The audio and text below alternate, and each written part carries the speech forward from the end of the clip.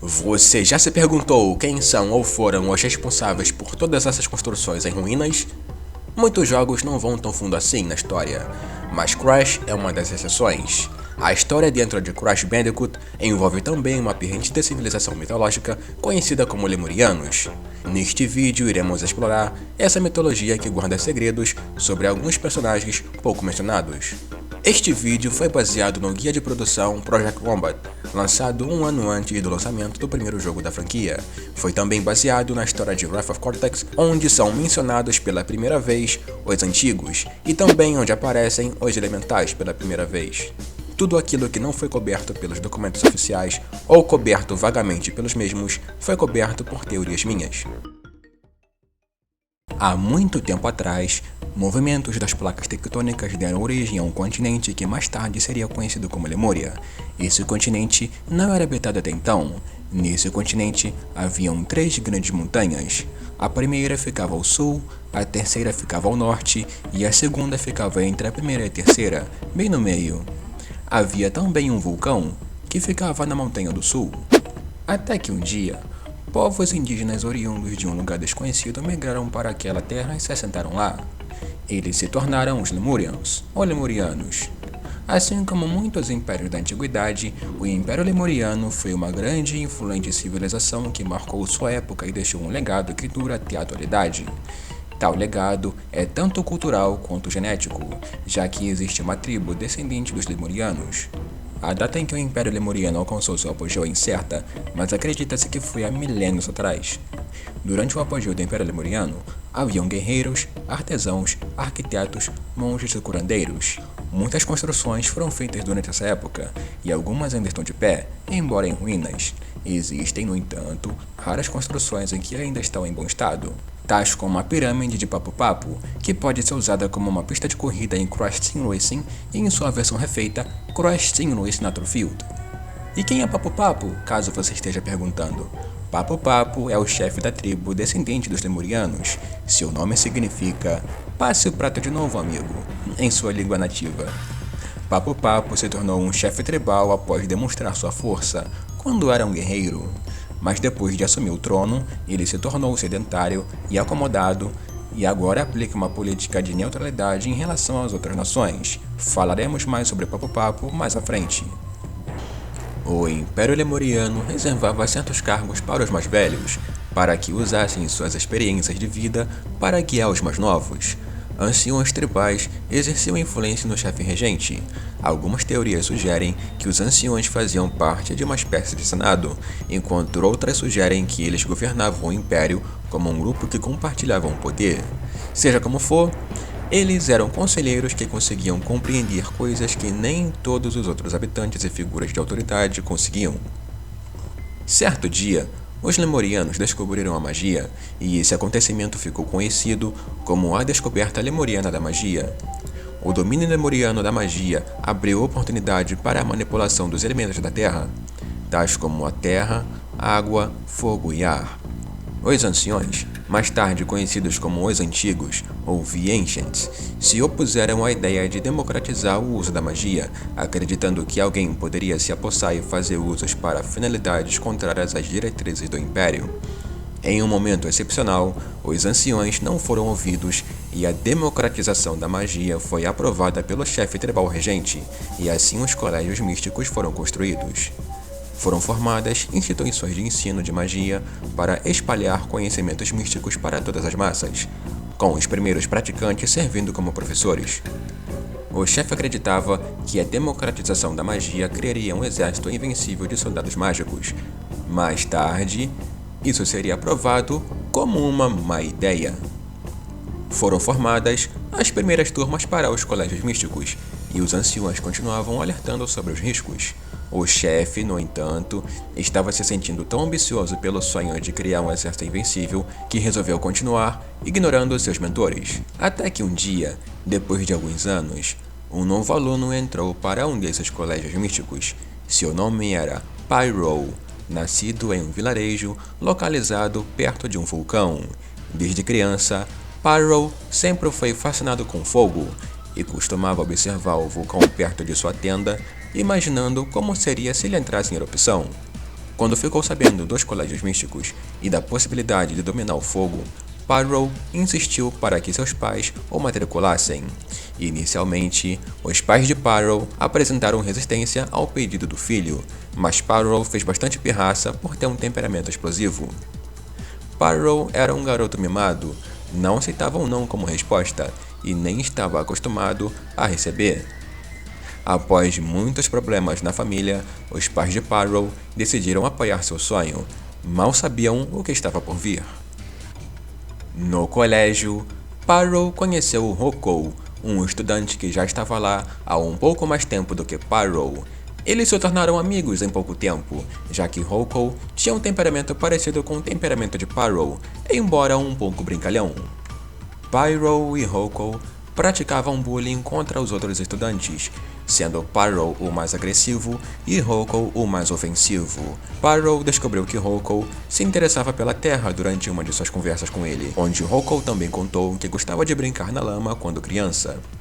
Ambos já eram quase adultos nessa época.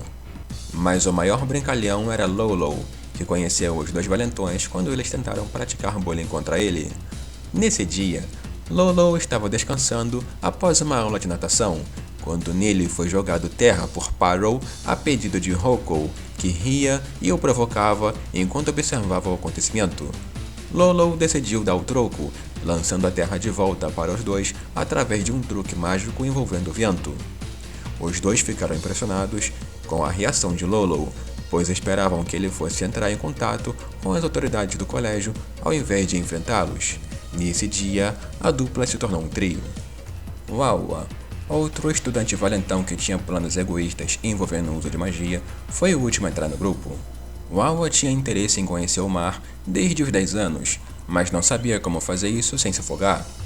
Ele entrou no colégio místico com o sonho de aprender um truque mágico que o tornasse capaz de respirar debaixo d'água. Wawa foi obrigado a entrar no grupo dos valentões após um acordo em que eles o deixariam em paz, sob a condição em que ele se juntasse a eles. Eles se interessaram nas habilidades de Wawa, pois queriam alguém no lado deles que controlasse um elemento que eles não conseguem, a água. Com o tempo, Wawa foi gradativamente corrompido pelas influências dos três. Contando com Wawa, o trio se tornou um quarteto, passando a ser conhecido como The Elementals, ou Os Elementais. Os Elementais planejaram dar uma surpresa durante a formatura da turma, um golpe de estado que assumiria o controle do Império Lemuriano e mudaria sua política externa para o controle mundial. O resultado do plano, no entanto, foi diferente do planejado, pois ao invés deles conseguirem tomar o poder através de um golpe de curta duração, eles iniciaram uma guerra civil dentro do Império, sendo o chefe da tribo apoiado pelos anciões, os seus adversários. A Guerra Civil Lemuriana durou décadas e trouxe consequências irreparáveis para o Império. Maior parte do continente lemuriano foi coberto por água, sobrando somente as 3 montanhas, que passaram a ser ilhas. Algumas construções foram levadas para o espaço, como podemos ver em Warped, Wrath of Cortex e em Bash. A parte do Império que afundou passou a ser conhecida depois de alguns anos como Atlantis, a cidade perdida submersa. Apesar das consequências, os anciões conseguiram aprisionar os elementais em um estado de hibernação. Além das perdas materiais, houveram perdas humanas. A Guerra Civil Lemuriana também causou muitas baixas, o que levou à perda de muitos conhecimentos, inclusive os de arquitetura. As pessoas passaram a construir com madeira ao invés de pedra, pois já não sabiam mais como usar a pedra para a construção. Durante a guerra, 2 pessoas conseguiram escapar de sofrer uma baixa. Seus nomes eram Aku Aku e Uka Uka, ambos formados no Colégio Místico. Aku Aku era um curandeiro que se formou no Colégio Místico na especialidade Medicina Mística. Já Uka Uka era um valentão solitário que queria se juntar aos elementais, mas foi rejeitado pela sua incompetência. Acredita-se que o quarteto não se tornou um quinteto porque Uka Uka não controlava elemento algum e não tinha uma competência específica, além de ter outras incompetências no geral. Aku Aku e Uka Uka viram que o Império estava desabando e decidiram possuir suas máscaras, fazendo delas seus novos corpos. Os anciões perceberam as más intenções de Uka Uka e o aprisionaram em um templo. Uka Uka permaneceu preso até o templo ser atingido por Cortex. Com o fim da guerra e a nova formação territorial das ruínas do Império, Aku Aku assumiu a posição de conselheiro para guiar os descendentes dos Lemurianos, que passaram a habitar a primeira ilha, nomeada como Ilha do Sul. Pelas praias, a menor das ilhas contém uma floresta que é o lar de uma tribo nativa de descendentes dos Lemurianos. Vivendo nas sombras de seus ancestrais, essa tribo esculpe madeira ao invés de pedra e, com a exceção de um feiticeiro, perdeu totalmente a sabedoria e magia que seus ancestrais possuíam. Pesqueiros por natureza, os aldeões perceberam cheiros estranhos e barulhos ao redor da ilha, assim como uma escassez de peixes ultimamente, mas não entendem a fonte do problema e nem o problema em si. Seu chefe Papo Papo atribui as mudanças ao que ele acredita ser a ira dos deuses, enquanto Aku Aku, o feiticeiro deles, continua divagando sobre esgoto e poluição. Até agora, eles têm sido parciais em relação à história dos deuses deles. Papo Papo, nascido milênios depois da queda do Império Lemuriano, conseguiu o posto de chefe por conta de sua aparente semelhança com os Lemurianos durante sua juventude. Papo Papo, assim como muitos dos nativos sob seu comando, consegue falar inglês simples, o que mostra que os nativos foram colonizados a um certo grau.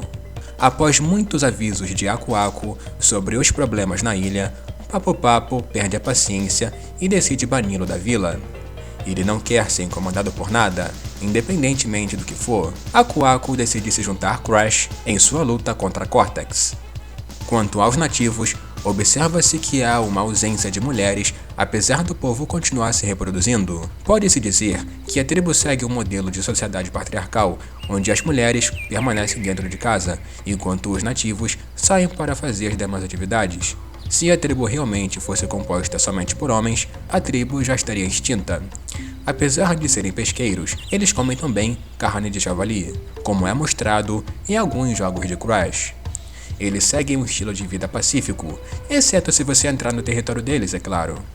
Não é somente Papo Papo que ataca visitantes, parece que não há exceções para eles.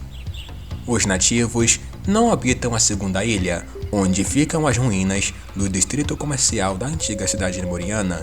Seu nome é desconhecido, mas acredita-se que foi uma cidade importante. Nessa mesma ilha, há uma grande cachoeira e uma árvore imensa que mede 914,4 metros de altura acima do nível do oceano.